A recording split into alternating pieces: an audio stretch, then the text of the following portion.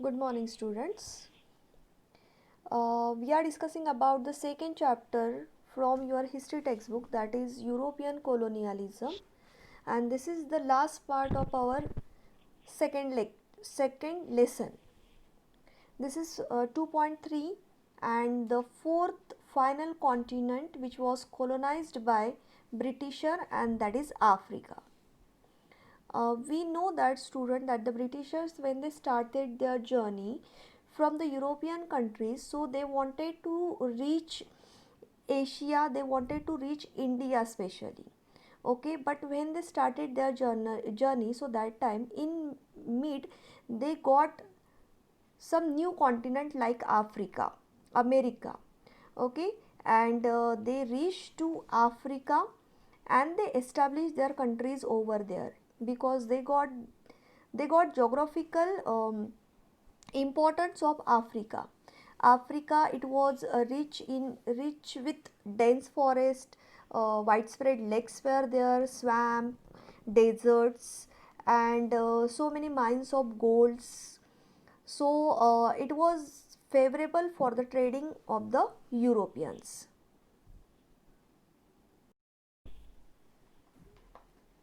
Leopold II, the king of Belgium, had Congo. Congo, it's a river name.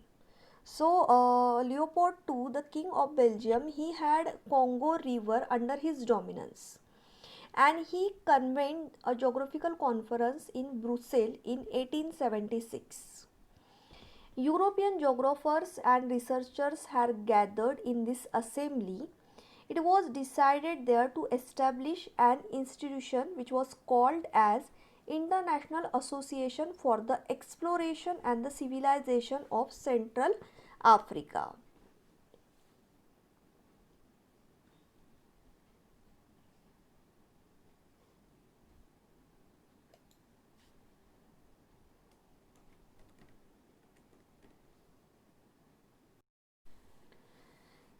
In the Berlin Conference, it can be best understood as the formalization of the scramble for Africa.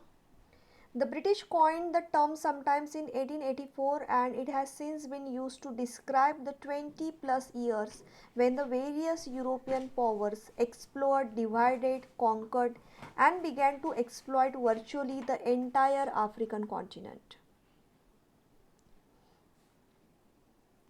European powers were slow to realize the benefits of claiming land in Africa and had mainly kept to coastal colonies.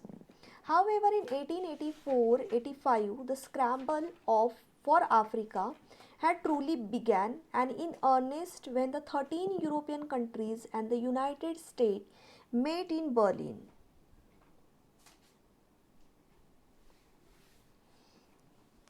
To agree to the rules dividing Africa. And the outcome of the conference was the General Act of the Berlin Conference. Prior to the conference, European diplomacy treated African indigenous people in the same manner as they treated New World natives, forming trade relations with tribal chiefs.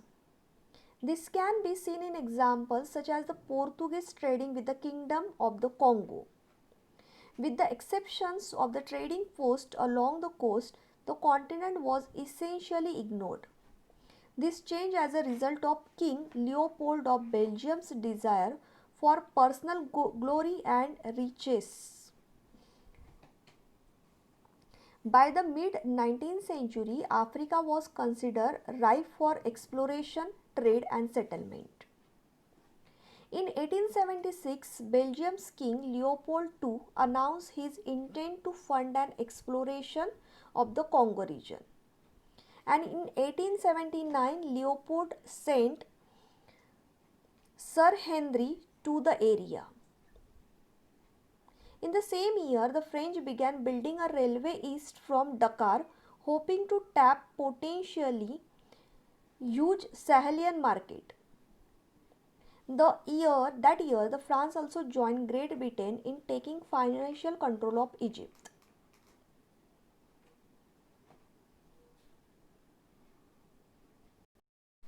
So student, when the conference it was arranged, so that time the name was given to it, it was the International Association for the Exploration and the Civilization of the Central Africa. So here actually they pretended that they wanted to explore Africa, they wanted to civilize the people from Africa, but the purpose of dissemination of knowledge in Africa. Dissemination means to spread the knowledge in Africa. In 1884, the Conference of European Nations was organized in Berlin to explore the opportunity which were available in Africa for the African people. But actually the real purpose of this conference was to discuss the possibilities of dividing the African territory among the Britishers. So they wanted to divide the Africa and they wanted to rule on Africa. In the Berlin Conference, the Belgian supremacy in Congo was acknowledged by all, and Congo it was renamed as Congo Free State. It was also decided in the conference that if any of the European nation fails to utilizing the natural resource in the colonies which is under their charge, so that time they have to give up, that time that nation should give it up to the another European nation. Means suppose from the European nation any nation is not able to utilize the natural resources from Africa, so that time they had to give that authority to another European nation.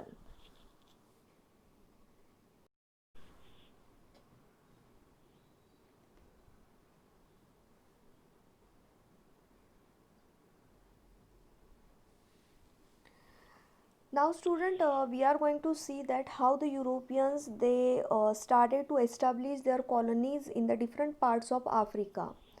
So first the George Goldie was a British citizen who founded the National African Company in England, and a charter was issued to him by the British government permitting to conduct trading operations in Nigeria.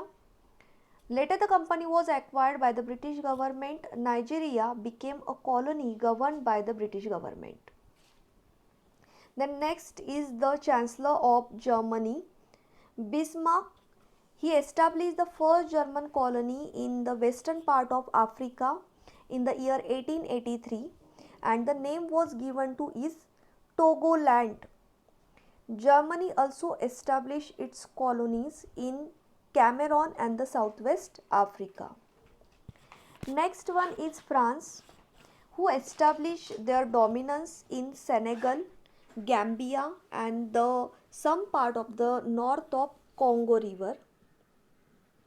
In the year 1883, Ivory Coast also became the French colony. Means here we can see how the Europeans they are spreading their colonies over on the African land.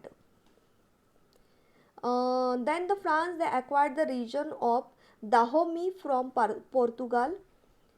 Till 1994, the France they had established their control over the region from Sahara Desert to Ivory Coast to the west and French Guiana.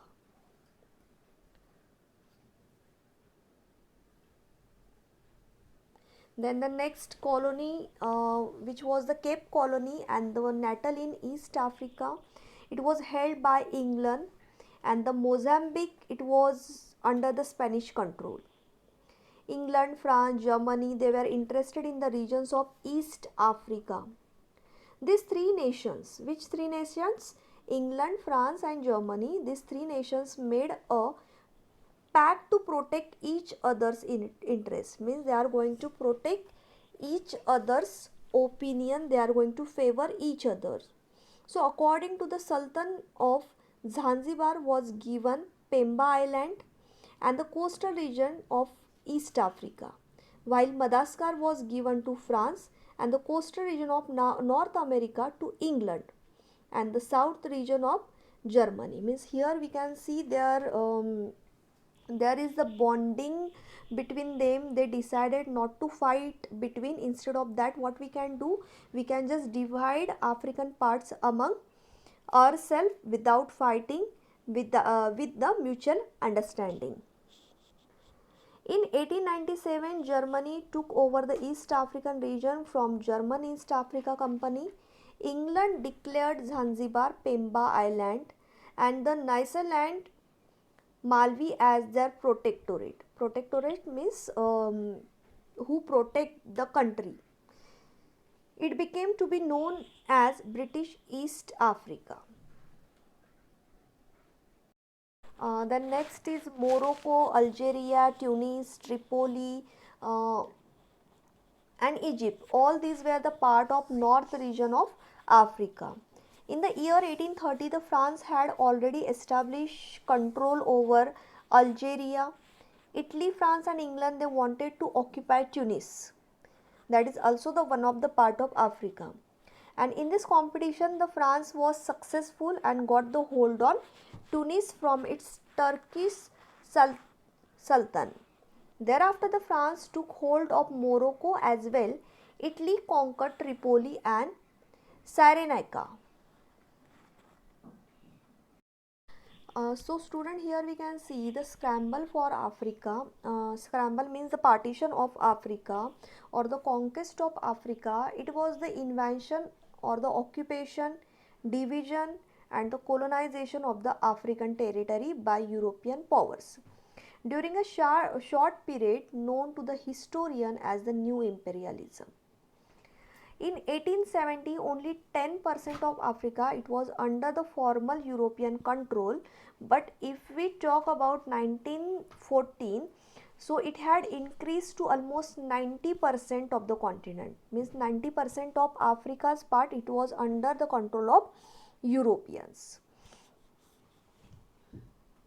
The European colonists had several motives: a desire for valuable natural resources, the quest for national prestige, rivalry between European powers, and the religious missionary zeal. Internal African native politics also played a role.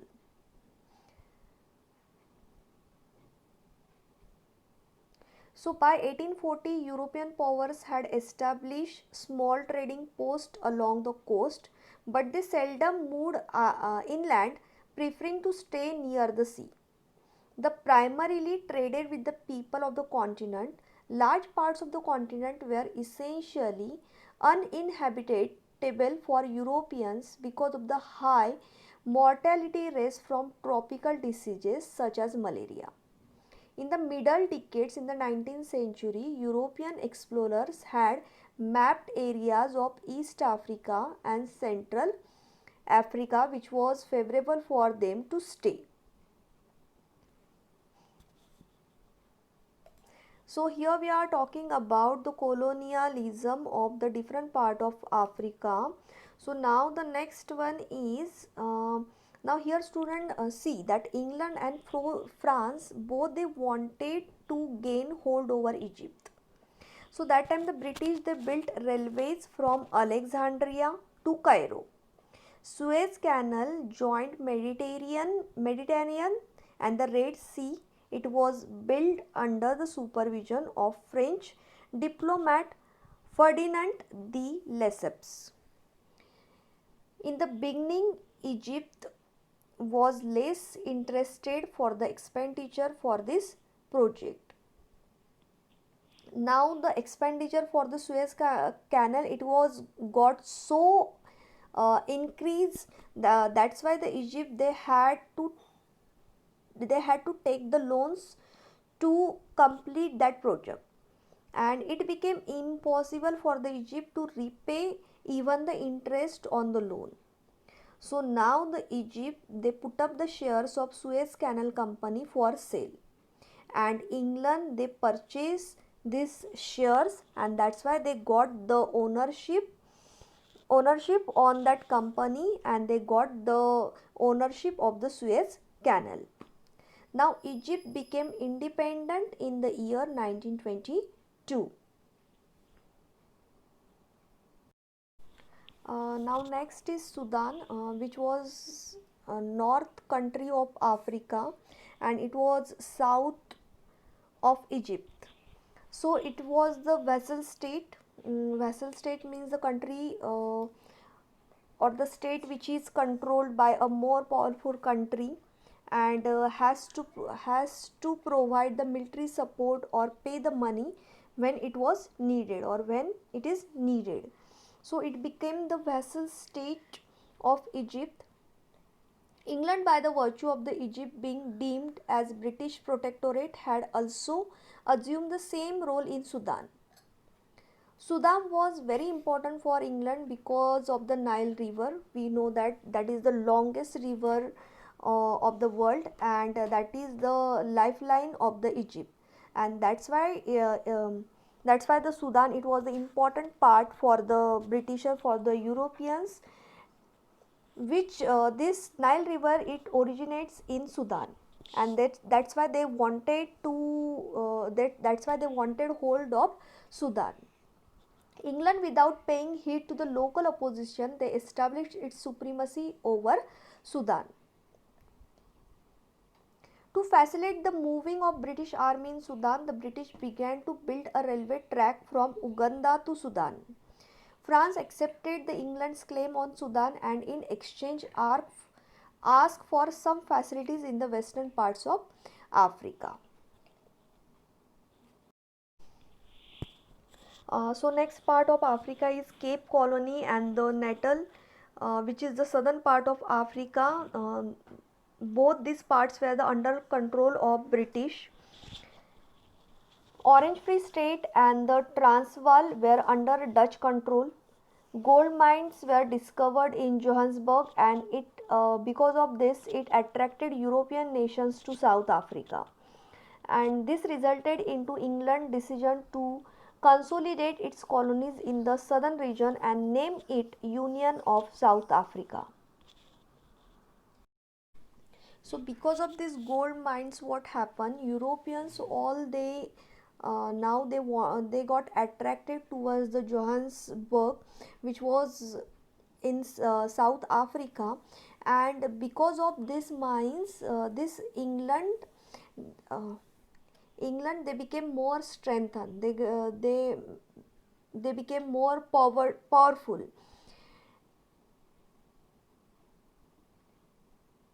And about the same time, the Portuguese gained control over the Angolo, some island in the Guinea coast, some parts of the Morocco came under the Spanish control. Means, student, here we can see not on England or the Britisher. These were not only the Europeans hold who wanted to establish the colonies, but rest other competitors were there with them, like the Spanish, Portuguese, all the other European countries were also with them, who wanted to compete with England. So all they wanted to establish their hold all over the world, and that's why all the Europeans, they started to establish their colonies over the world in Asia, Africa, and America. Okay, so here we have finished with the colonialism of Africa. We talk about how the different parts of Africa got controlled by the different European countries. Okay, so here we learnt about the history of the European colonialism.